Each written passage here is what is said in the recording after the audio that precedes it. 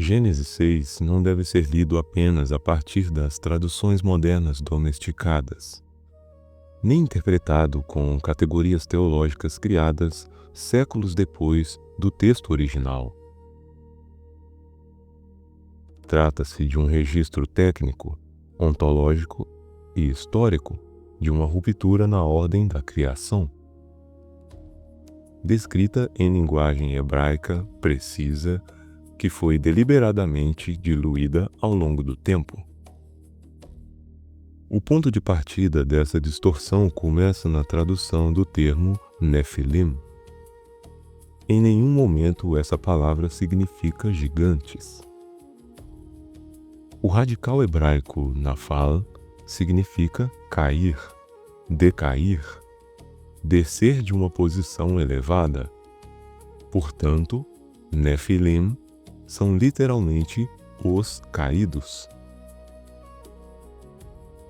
Traduzir isso como gigantes não é um erro inocente, mas uma mudança semântica que desloca o foco do evento.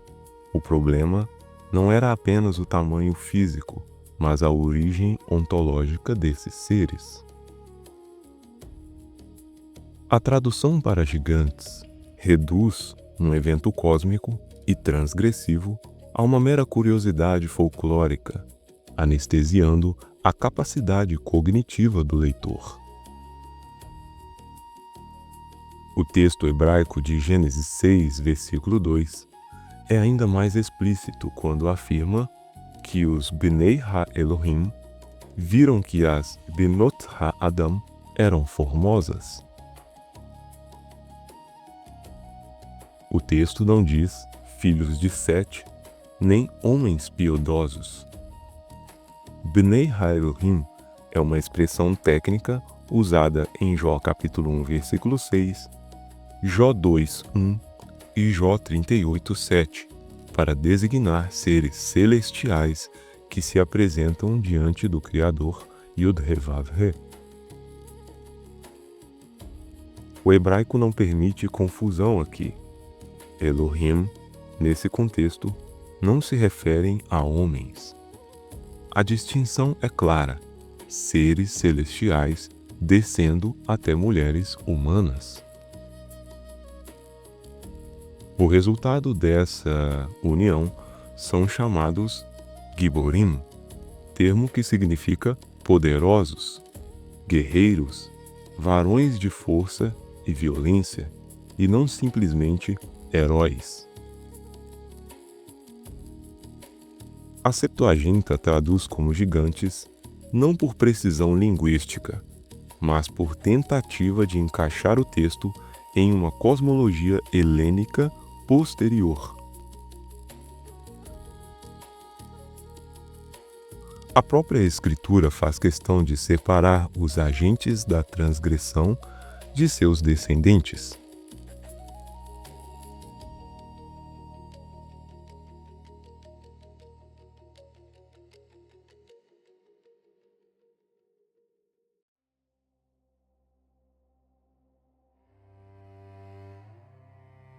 Os Nefilim são os que caíram, os que abandonaram sua habitação original, conforme Judas 1, versículo 6 descreve. E já os gigantes, chamados em hebraico de Anakim, aparecem como descendência física desses eventos. Números 13 e 33 é categórico ao afirmar: vimos ali os Nefilim, filhos de Anak, descendentes dos Nefilim.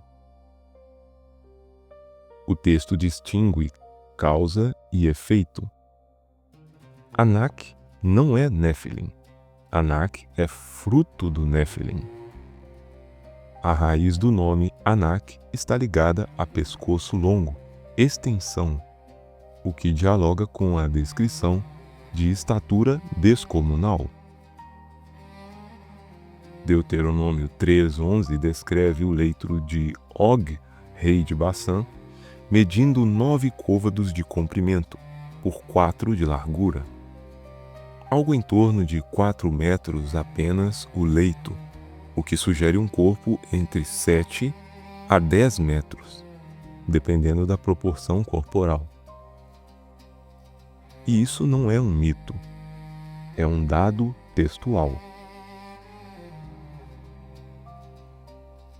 A tentativa moderna de negar a materialidade dos anjos entra em choque direto com o texto bíblico.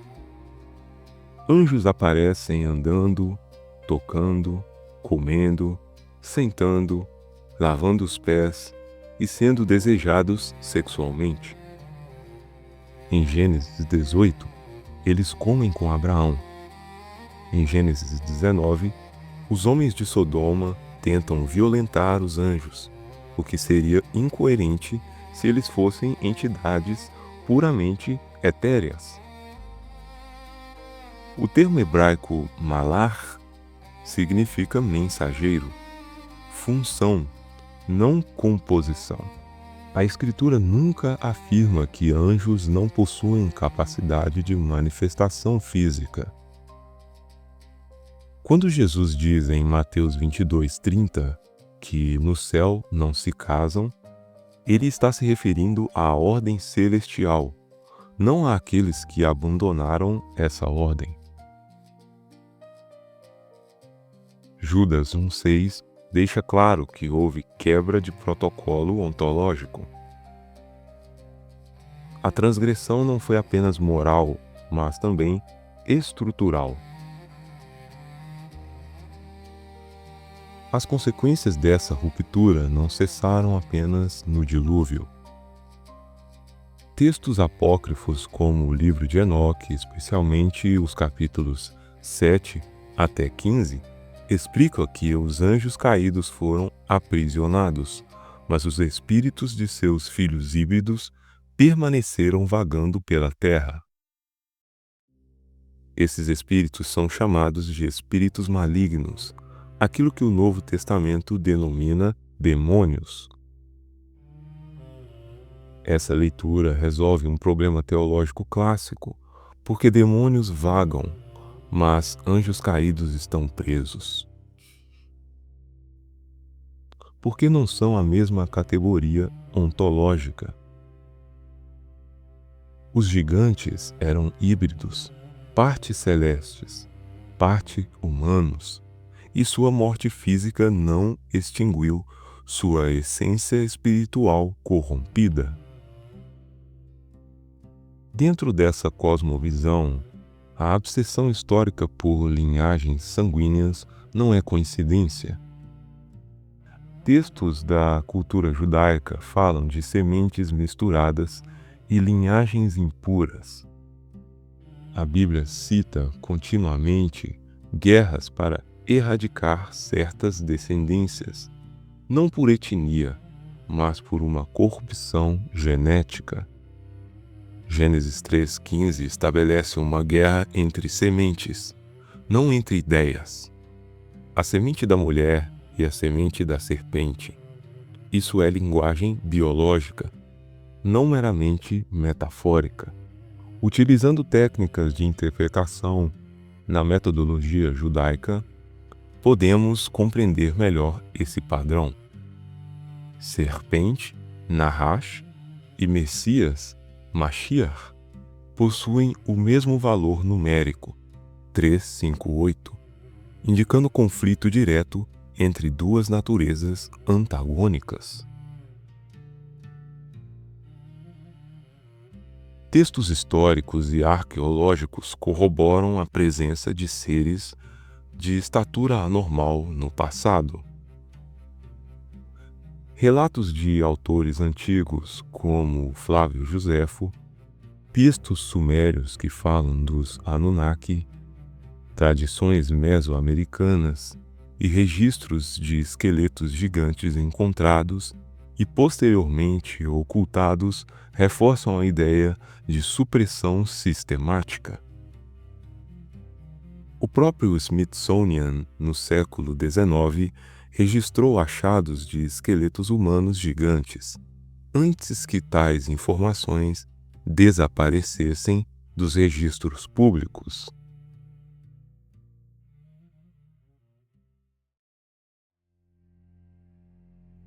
A crítica aqui não se limita apenas à religião institucionalizada, mas se estende à ciência moderna enquanto estrutura ideológica. A ciência não é rejeitada como método, mas como narrativa controlada. A cosmologia bíblica, o mundo fechado, o firmamento Ráquia, os ciclos ordenados, tudo isso é sistemicamente substituído por modelos que removem o homem do centro da criação. O heliocentrismo dentro dessa leitura não é apenas um modelo astronômico, mas um dispositivo filosófico que esvazia a centralidade do ser humano como imagem funcional do Criador. Assim, Gênesis 6 não fala somente de mitos, nem de lendas infantis sobre gigantes. Ele descreve uma invasão ontológica, uma corrupção genética, uma tentativa de adulterar a criação antes da encarnação do Messias. O dilúvio não foi um ato de ira arbitrária, mas uma intervenção cirúrgica para preservar a linhagem humana não corrompida. Ignorar isso é não entender por que o mundo é como é, porque a guerra espiritual é real e porque o corpo humano continua sendo o principal campo de batalha. Quem entende todos esses estudos a respeito dos Néfilins vão conseguir compreender as expressões que são trazidas por nós pelos antigos do passado. Compreendendo esse passado, você consegue ter um vislumbre do presente. Desta forma, entendendo o presente, você consegue compreender por que a manipulação genética, o transhumanismo e a hibridização não são novidades, mas a repetição de um padrão antigo que a Escritura já havia revelado.